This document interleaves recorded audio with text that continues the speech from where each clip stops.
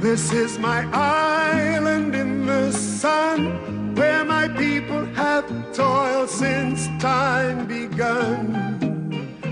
I may sail on many a sea, her shores will always be home to me.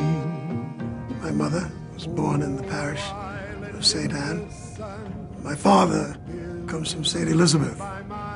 But since my mother was the dominating force in the family, when at the age of 1 year old, she decided to bring her children to Jamaica, because I was born in the United States, in Harlem, in New York.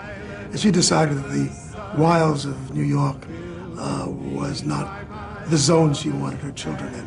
She wanted to have us in the wilds of Jamaica. So she took us back to this island, and I grew up in Abuka, and for the first few years. And then I came down to Kingston and spent the rest of my time living in Kingston.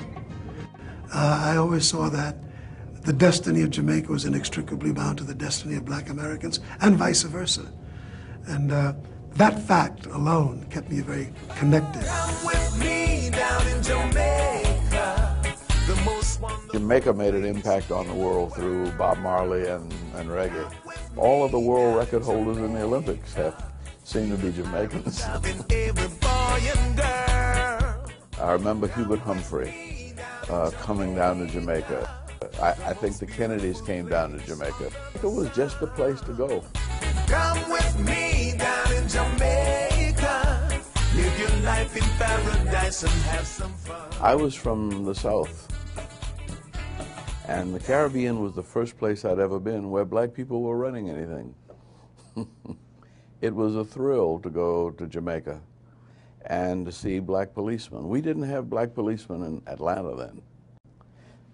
I used to come back regularly with Martin Luther King because he liked Jamaica. In fact, most of his books were written in Jamaica. He would go to Jamaica just about every year. Jamaica's independence was extremely important to me. In New York City, my mother was a very strong Garveyite. She loved Marcus Garvey, went to rallies in which Marcus Garvey spoke. When I came to Jamaica in that youthful period of my life, Bustamante was very busy giving the British a difficult time in their rule of the island. So I was always around an environment that rebelled against its oppression, and that alone gave me linkage. Now when you talk about the culture and the music and the art, that was so indelible to my experience, and it became so central to my own cultural expression that there was just no question that I was a Jamaica man and would wind up being that for the rest of my life. But I'm sad to say. In the history of the record business, the first LP to ever sell 1 million records within a year was the album entitled Calypso. And the phenomena of that was so enormous that RCA, the company that I recorded for, gave me what was considered to be the first gold record in the history of the business, and really set the stages for what ultimately became the Grammy. And every time I look at these awards, I can say, well, that record that reflected the culture of that remarkable place called Jamaica was the forerunner of all of this, and I take great pride in that.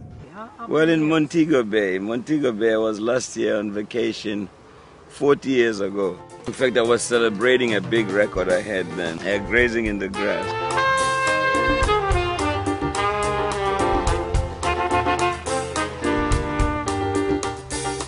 I had a major tour, and somebody said, go to Montego Bay, and so I came out here. I never forgot it. There's just sort of a spiritual, ancestral ambience, an environment here. I can feel, even when I first came, I could feel the past, I could feel like the Africanness of it. And Jamaica is one of those countries where the African spirit lives forever, very intensely. I've been waiting for Jamaica to set some new trends for the 21st century. Well, I don't think that life will ever be as full in its meaning to me if I have a life that is without a song. music is very, very central to my existence, to my passion, to my joy. I also find it as an instrument of great communication. I mean, when you see 50,000 people in Germany singing Deo, and you look at 25,000 Japanese singing Deo, it tells you something about the power of the song, especially the songs that come out of a buka. Deo!